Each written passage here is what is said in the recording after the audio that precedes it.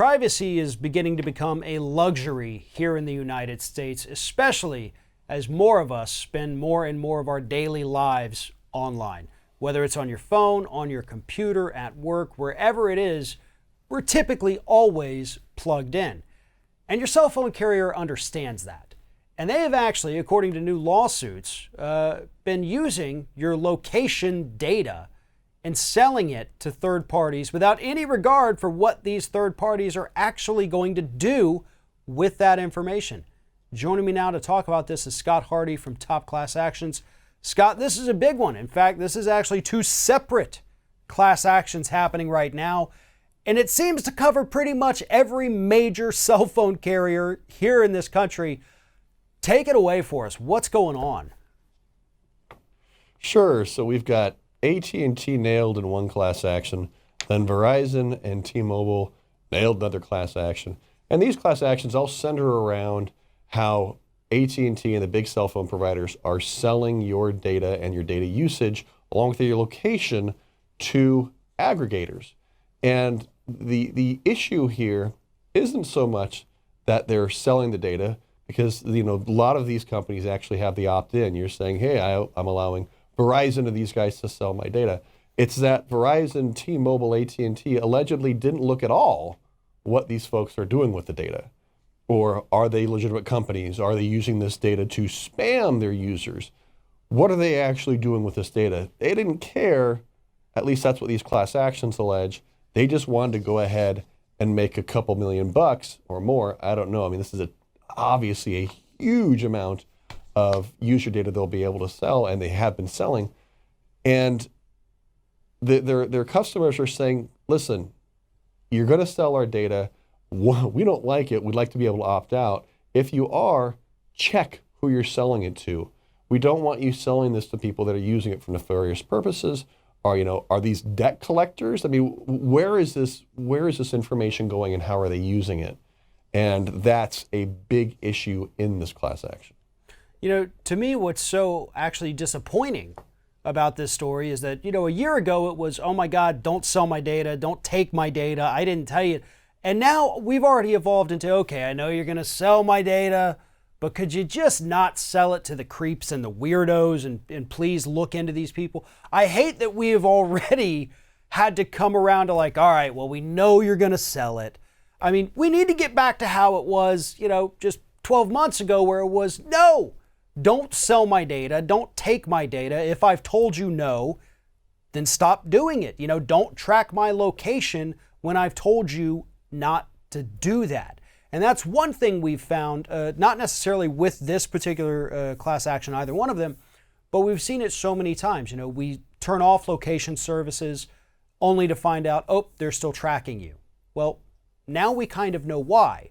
That's valuable information that any of these companies, legit or not, are willing to pay top dollar for. And AT&T, Verizon, T-Mobile, Sprint, whoever it is, they're willing to take that money because they simply say, hey, we know we're going to sell your data. We know we're going to sell your data. You actually told us at one point you're okay with it.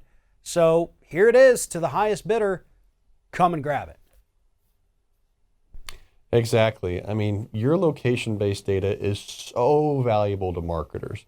I know that we have been using it when we've been doing some geo-targeted data and some geo-targeted marketing for different class actions and settlements and things that we work on.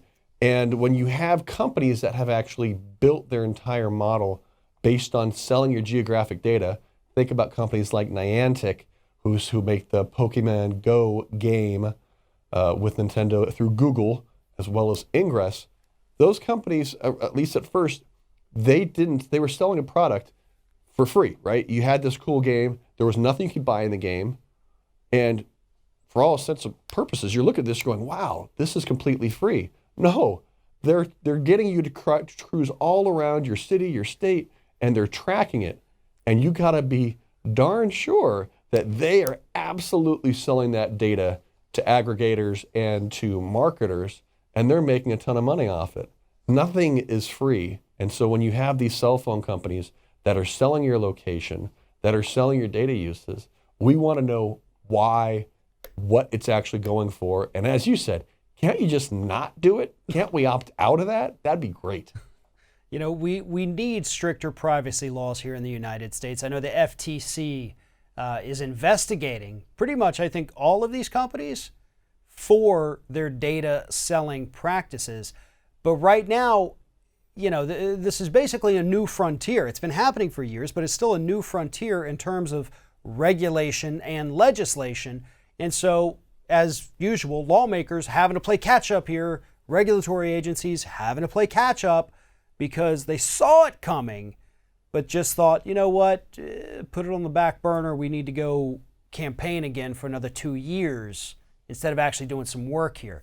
I'm a little grizzled in general with DC right now, but to me, that's what this is. We could have jumped on the problem. We could have headed it off before it became an issue, but instead, massive issue, massive data breaches. Nearly every person in this country who is on Facebook, Yahoo, Google, AT&T, Sprint, Verizon, T-Mobile, if you're on one of those platforms, your data's been sold.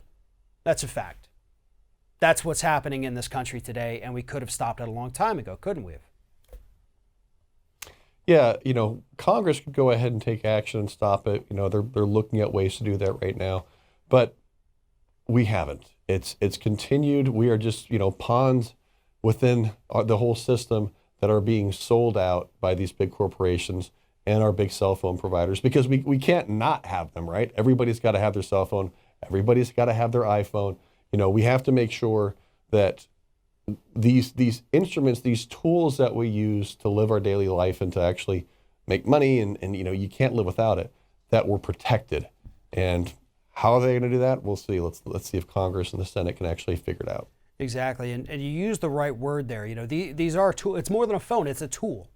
You know, we use it for research. We use it to stay connected to our jobs. You know, probably to our own detriment, staying connected to our jobs 24/7 without being able to unplug. But the sad reality is that most of us cannot unplug, and a lot of us don't even want to. We enjoy what it offers. All we ask in return is, please respect my privacy and not tell everyone on the planet where I go each and every day. If anybody has one of these carriers, AT&T, Sprint, Verizon, T-Mobile, follow the links in the description of this video. Head to Top Class Actions, learn more about what's happening with these cases, and while you're there, sign up for the Top Class Action newsletter. Get all of these stories and many more delivered directly to your inbox every week. Scott Hardy, Top Class Actions, I appreciate you taking the time to talk with us today. Thanks for your time, Farron.